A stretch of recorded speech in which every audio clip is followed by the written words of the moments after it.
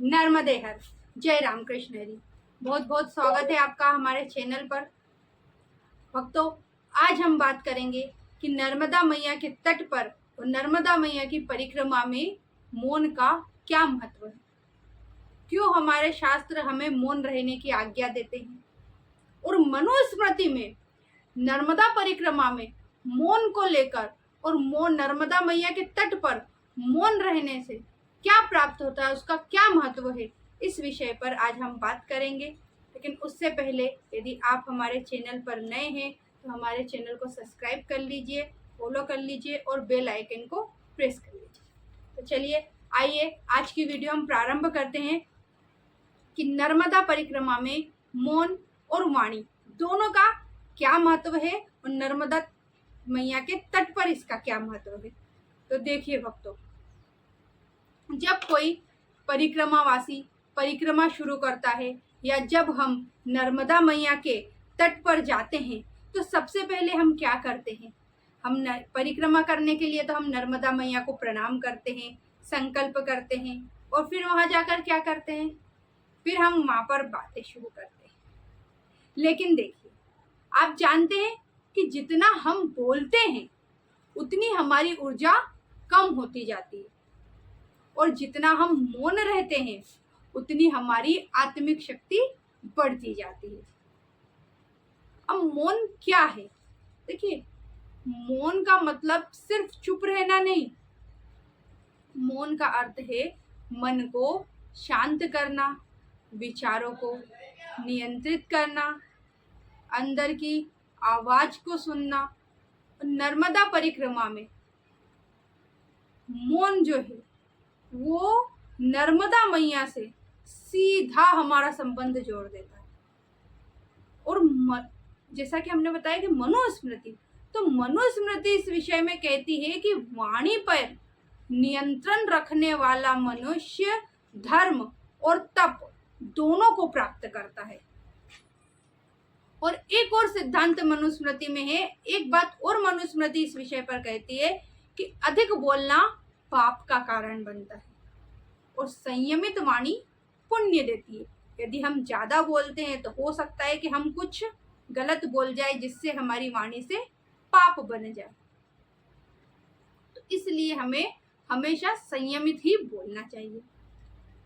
ठीक है, अगर हम परिक्रमा में हैं या नर्मदा मैया के तट पर है तो यदि हम वहां पर जाकर गप्पे मारते हैं, दूसरों की निंदा करते हैं, बहस करते हैं, तो होता क्या है भक्तों, हमारी जो साधना है वो कमजोर हो जाती है, हमारा मन अशांत हो जाता है और हमें उस तट पर मैया में स्नान का या परिक्रमा का हमारा जो फल है वो कम हो जाता है।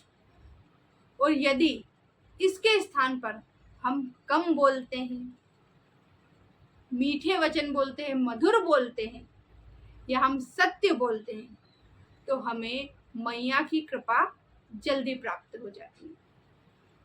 हमारा मन शांत हो जाता है और हमारी जो आध्यात्मिक शक्ति या हम जिसे कहते हैं या हमारे अंदर एक सकारात्मक ऊर्जा बढ़ती है, एक पॉजिटिव एनर्जी आती है मौन रहने से। तो देखिए, मौन साधना कैसे करें, मौन रहना कैसे संभव है, हमसे तो चुप ही नहीं रहा जा सकता। तो देखिए, हम कैसे रहें। देखिए, रोज कम से कम हम 1 से 2 घंटे मौन रहें और यदि हम परिक्रमा में चल रहे हैं तो कदम कदम पर हम नर्मदे हर का जाप कर, पग पग पर हमारे मुख से केवल एक ही शब्द निकले, नर्मदे हर नर्मदे हर नर्मदे। हम बेवजह बात ना करें। देखिए, यदि हम रोज ऐसा नहीं कर सकते तो हम परिक्रमा में या फिर ऐसा करें कि सप्ताह में एक दिन पूर्ण रूप से हम मौन रहें। इस दिन हम किसी से भी बात ना करें, ऐसे शुरुआत करें हम मौन रहने की। पहले हफ्ते में 1 दिन रहें, फिर हफ्ते में 2 दिन रहें, फिर धीरे धीरे हम इसको रेगुलर लाएं। तो इस प्रकार आप मौन धारण कर सकते हैं। आप सिर्फ मौन रहें, जप करें, है ना। देखिए इसका प्रभाव क्या होगा, आपका मन जो है वो बहुत जल्दी शांत होने लगेगा और आपको नर्मदा मैया का अनुभव भी होने लगेगा जब आप धीरे धीरे मौन रहना प्रारंभ करेंगे। और यदि आपको बोलना है तो हमारी जो वाणी है उसका हम सही उपयोग कैसे करें, जिससे हम वाणी से बोले भी सही लेकिन वो कहना हमारा मौन के बराबर ही। देखिए हमें बोलना है तो सबसे पहले हम ये देखें कि हम कैसे बोले और क्या बोले। देखिए हम सत्य बोलें, मीठा बोलें और कम बोलें, ये 3 बात याद रखें और 3 नियम ले लें। क्या नियम ले लें कि जब भी हम बोल रहे हैं तो हम पहला बात तो ये ध्यान रखें कि क्या जो हम बोल रहे हैं वो सत्य है। यदि बोले तो सत्य बोले, असत्य कभी भी नहीं बोले, झूठ कभी नहीं बोलना। उसके बाद क्या जो हम बात कह रहे हैं या जो हम कहने जा रहे हैं क्या वो कहना आवश्यक है, क्या जरूरी है। यदि जरूरी है तो ही बोले, अन्यथा मौन धारण करें या अपना जप करते रहे। तीसरी बात, क्या जो हम बोल रहे हैं वो मीठे वचन है, अर्थात हमारे कहने से किसी को कोई ठेस नहीं पहुंच रही, किसी को कोई असुविधा नहीं हो रही, तो ही हम वो वचन कहे, अन्यथा मौन रहे या जप करें। यदि ये तीनों बातें हमारी बात में शामिल है तो ही हम बोले, या फिर हम मौन रहे या फिर नर्मदे हर का जाप करें। देखिए क्योंकि हम जानते हैं कि नर्मदा परिक्रमा क्योंकि सिर्फ पैरों की यात्रा तो नहीं है, यह मन और वाणी दोनों की यात्रा भी है। तो इसलिए हमने वाणी नियंत्रित को हमने नियंत्रण कर लिया, वचन नियंत्रण में हम आए तो और मौन को अपना लिया, तो सोचिए कि हमारी साधना सफल हो गई या हमारी परिक्रमा सफल हो गई।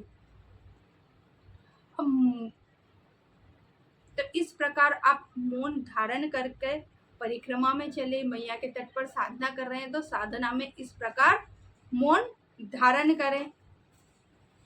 देखिए अब नर्मदा परिक्रमा के बाद कितने लोगों के जीवन में नर्मदे हर दिनचर्या बन गया है, क्योंकि परिक्रमा पूर्ण होने के बाद मन में नर्मदे हर का जप होता रहता है। यदि आपकी परिक्रमा पूर्ण हो गई और आपके मन ही मन में नर्मदे हर का जाप चल ही रहा है तो समझिए कि माँ नर्मदा हमारे हृदय में निवास कर गई। यदि ये जाप आपके मन में निरंतर चल रहा है तो ये हमें ये देखना है कि आप परिक्रमा के बाद आपके साथ ऐसा हुआ है तो आप हमें कमेंट में जरूर बताइएगा। जितने भी लोगों के साथ ये हुआ है तो हमें कमेंट में जरूर बताइए। अगर हुआ है तो आप हमारी बात मानिए कि आपके हृदय में नर्मदा मैया निवास कर रही है। तो नर्मदे हर माँ नर्मदा हमें मौन की शक्ति दे और हमारी वाणी को पवित्र बनाए। अगर आपको ये वीडियो अच्छी लगी हो तो कमेंट में नर्मदे हर जरूर लिखें, वीडियो को लाइक करें, शेयर करें और ऐसे ही सनातन ज्ञान के लिए हमारे चैनल को सब्सक्राइब करें और बेल आइकन को प्रेस करना ना भूलें। और भक्तों, आप ठाकुर जी की सेवा में यदि कोई दान करना चाहते हैं तो हमारे दिए गए नंबर पर दान अवश्य करें। नर्मदे हर, जय राम कृष्ण हरि।